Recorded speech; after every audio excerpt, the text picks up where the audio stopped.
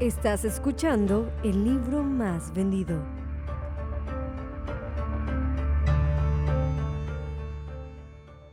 El Imperio Asirio fue uno de los grandes imperios de Oriente Próximo en la antigüedad. Logró mantener su hegemonía durante más de un milenio hasta que su última capital, Nínive, fue arrasada en el año 612 antes de nuestra era.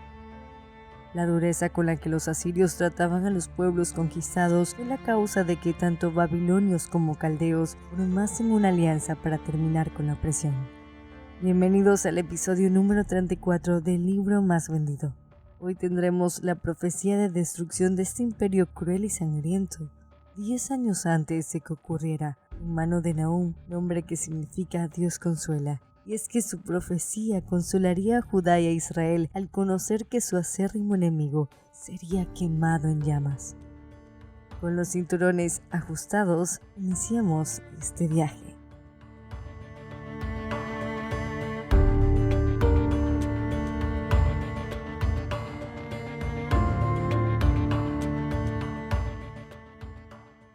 El Señor es bueno, un refugio seguro cuando llegan dificultades.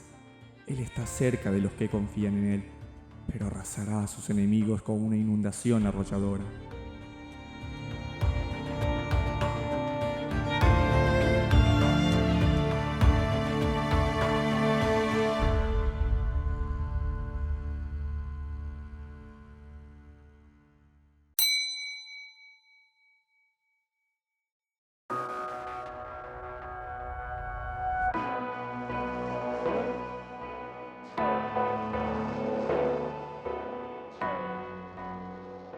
Dos de los profetas menores hablaron exclusivamente a Nínive, la capital del imperio asirio. Jonás, hacia el 770 antes de nuestra era, comunicó un mensaje de misericordia. Y Nahum, 120 años después de Jonás, en el 650, advirtió un mensaje de condenación. Juntos ilustran el carácter de Dios, dos polos opuestos, la misericordia y el ardor de su ira. No se sabe mucho sobre Elcos, la ciudad que Nahum escribe en esta profecía como su ciudad natal. Puede ser una aldea cercana de Mosul en Irak, o según interpretaciones posteriores del siglo V después del Mesías, como la de Eusebio Jerónimo, hombre que reunió los primeros libros de la Biblia en el Concilio de Roma en el año 382. Elcos en realidad pudo haber sido Capernaum, traducido como la ciudad de Nahum.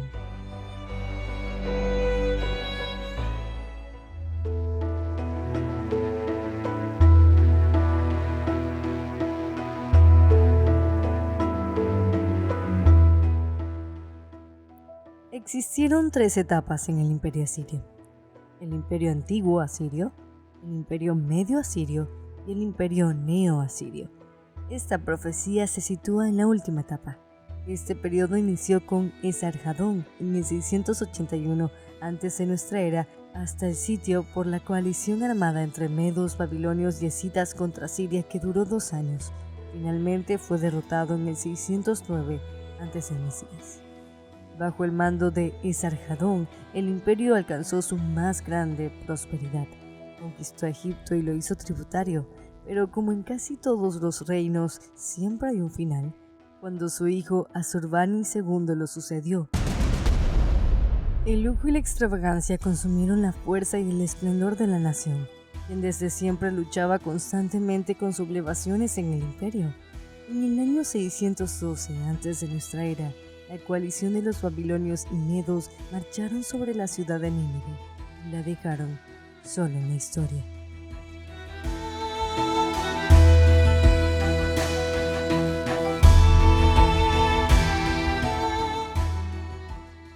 Yo soy tu enemigo, dice el Señor de los ejércitos celestiales.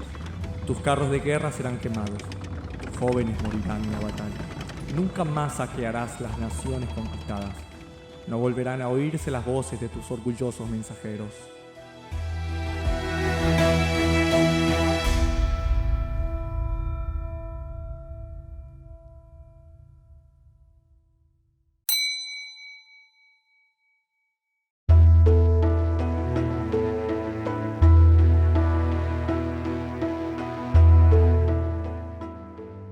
Y esa destrucción anuncia Nahum, El enemigo de Israel ya había deportado el reino del norte en el 721 antes del Mesías y le había quitado importantes territorios a Judá. Este es un mensaje que demuestra quién tiene el control del gobierno humano, de los grandes imperios. Dios es misericordioso, pero también ejerce el juicio. Vayamos a la fecha de redacción de este libro.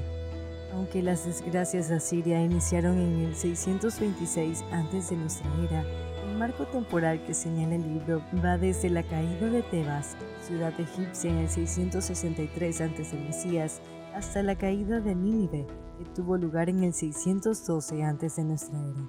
Por lo que tal vez la profecía fue escrita entre el 630 y el 624.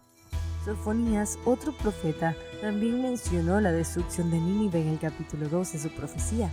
Es probable que él y Nahum hayan sido compañeros.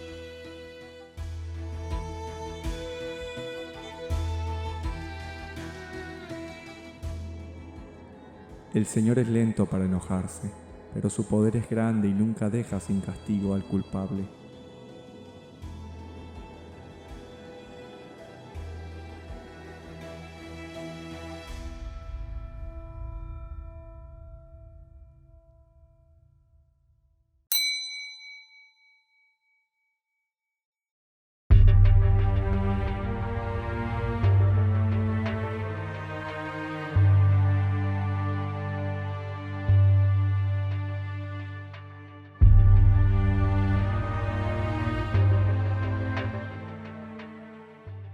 Ahora sí, vayamos al qué. Este ejemplar solo posee 3 capítulos. El capítulo 1 revela el poder de Dios a través de una redacción impresionante, con descripciones detalladas. Nahum utilizará la naturaleza para expresar el dominio de Dios sobre ellas.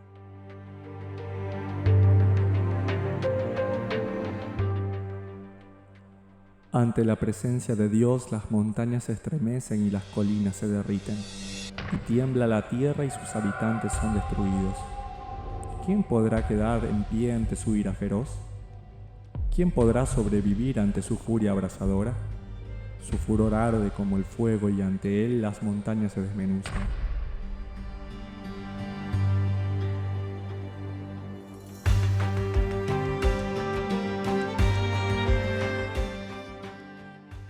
El autor muestra el carácter de Dios, tardo para la ira, y su poder contra sus enemigos en el primer capítulo. A partir del verso 12, inicia la profecía directa sobre la destrucción de Asiria.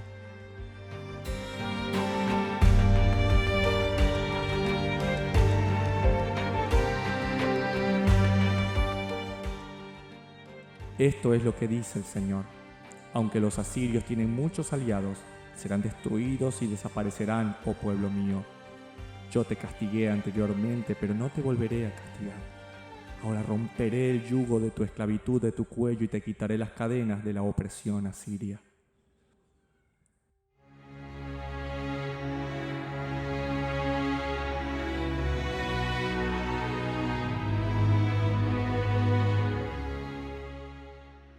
De repente, anuncia la llegada de un mensajero con buenas noticias para Israel.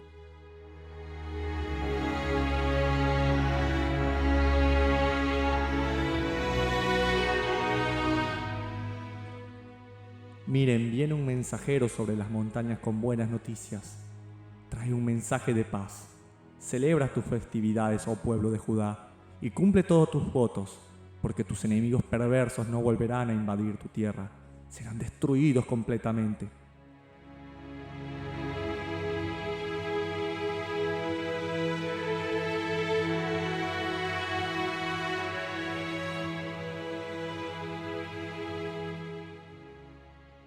Este buen mensaje, en el contexto de la época, hace alusión a la muerte de Sennacherib, el rey de Asiria que los oprimía y prohibió celebrar los festivales y días especiales de Israel. La buena noticia era que Dios reina, y en su reino el código legal era la Torá.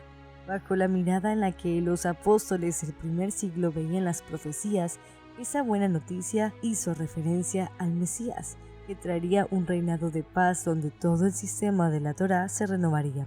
Se puede corroborar, de acuerdo a Ken Dobson, comentarista bíblico, que las interpretaciones posteriores de los profetas se basaban en el contexto del lector y ya no del autor, por los comentarios hallados en los rollos del Mar Muerto escritos por los esenios. Esto puede indicar el carácter cíclico de las profecías bíblicas.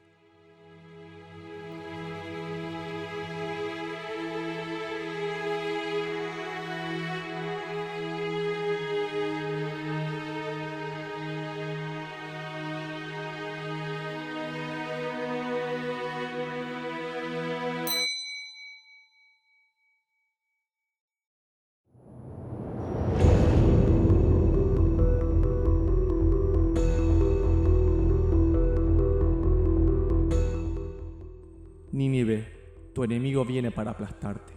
A la muralla, vigila los caminos, prepárate a tus fuerzas armadas. Aunque el destructor arrasó con Judá, el Señor restaurará su honor. A la vid de Israel le arrancaron las ramas, pero Él restaurará su esplendor.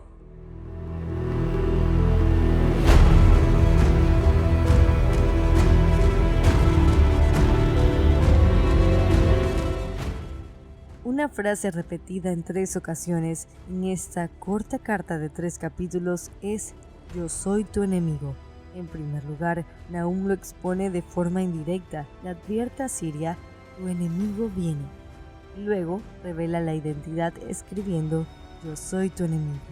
El capítulo 2 y 3 detalla a grandes y pequeños rasgos cómo será destruido Asiria. Sufrió una inundación. Las compuertas del río se abrieron con violencia. El palacio está a punto de desplomarse. Fue conquistada por Babilonia. Se decretó el destierro de Nínive y todas las sirvientas lloraron su conquista. Fue saqueada. Roben la plata, saqueen el oro. Los tesoros de Nínive no tienen fin. Su riqueza es incalculable. Pronto la ciudad es saqueada. Queda vacía y en ruinas.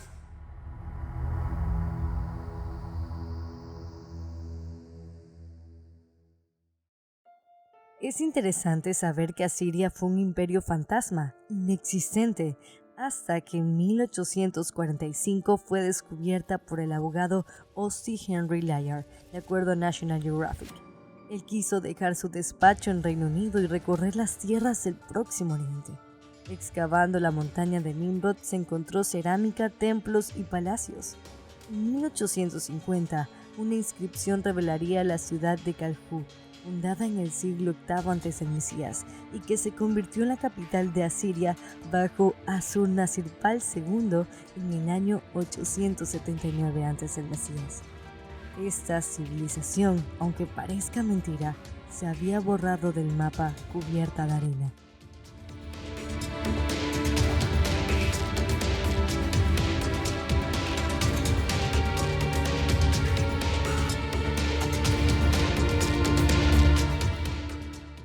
El capítulo número 3 continúa con la descripción de la destrucción de Nínive. Nahum da características de cómo era el imperio antes de su caída.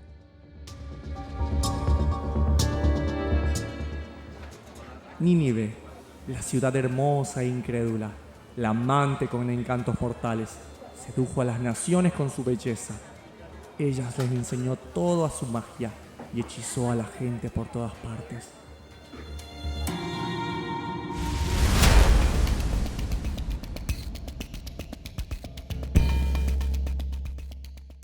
Nínive era la ciudad más cruel. Israel de hecho fue víctima de su maldad. Los ataques que hacían los asirios a sus ciudades conquistadas fueron a sangre fría. En el capítulo 2 el profeta hace alusión a la hermosa ciudad egipcia, Tebas, situada en el río Nilo, y en la cual los asirios estrellaron contra las paredes a los niños con la intención de no dejar un futuro rey, algún joven que después pueda llegar a tomar represalias contra Siria. Es relevante preguntarnos qué cautivó incluso a Israel de la ciudad asiria. ¿Qué tenía este imperio que enamoró al reino del norte? La religión del imperio asirio se basaba en lo espiritual. Por ejemplo, encontramos que Asur era el nombre del dios nacional de Asiria, considerado el rey de los dioses. Se creía que él y los otros dioses, como el dios de la luna, del sol, del clima, del amor y de la guerra, controlaban todas las cosas. Cada ciudad tenía un templo principal donde se adoraba al dios de esa ciudad, Asur. En el día especial del dios y en las grandes festividades, las personas se aglomeraban para ver las procesiones donde se exhibían las estatuas del dios. Los asirios tomaban muy en serio el mundo espiritual. Solían usar amuletos para ahuyentar los espíritus malignos y los demonios, quienes causaban problemas y provocaban enfermedades según la cultura. Consultaban a divinos y astrólogos para conocer el futuro y se ofrecían ofrendas a los muertos. Cabe recalcar que la religión asiria no proveía ninguna esperanza de vida después de la muerte, por lo que el lujo y el placer eran el énfasis de esta cultura.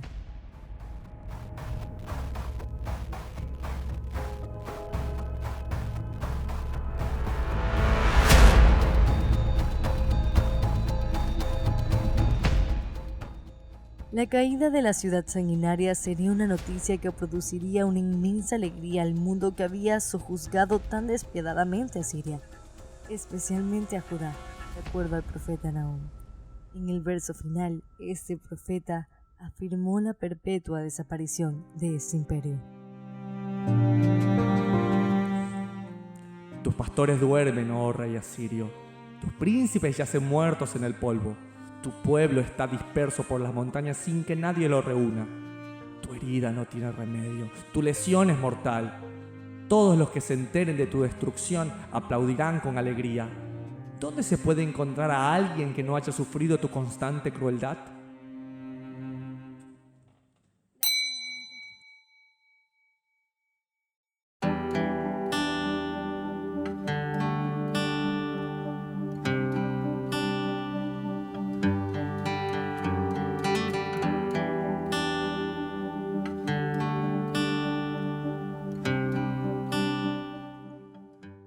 Durante estos últimos meses de 2019 han habido cambios políticos, revueltas, marchas, votaciones en Latinoamérica.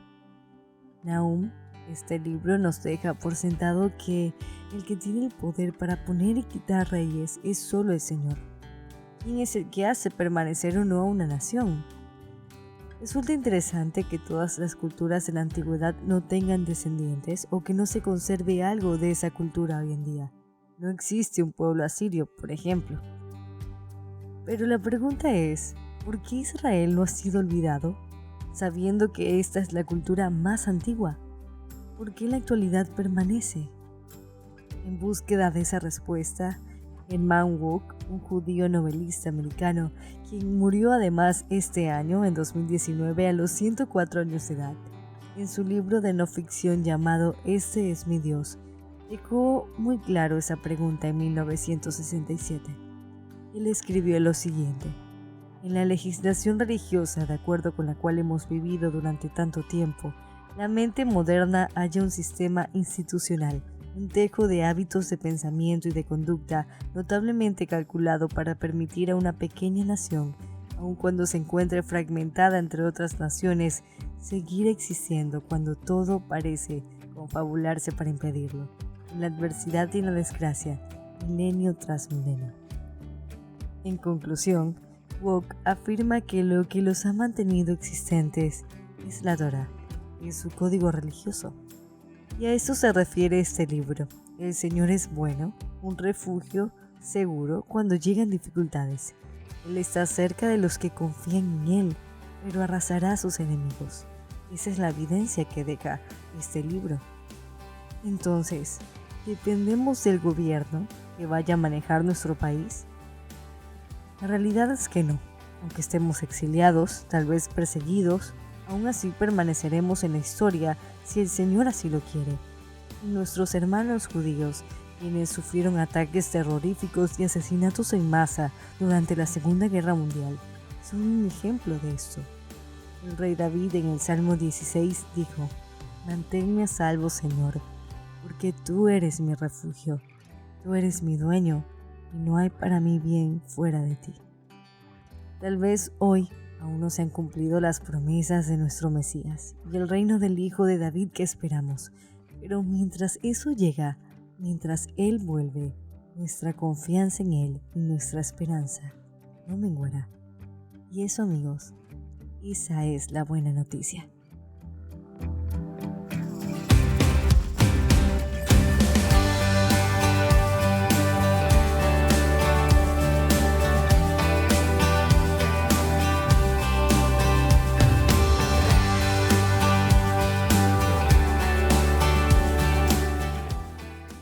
Hasta aquí el episodio número 34. Síguenos en las redes sociales. Buenas noticias, Abigail, para no perderte de nada. Y recuerda siempre compartir buena información.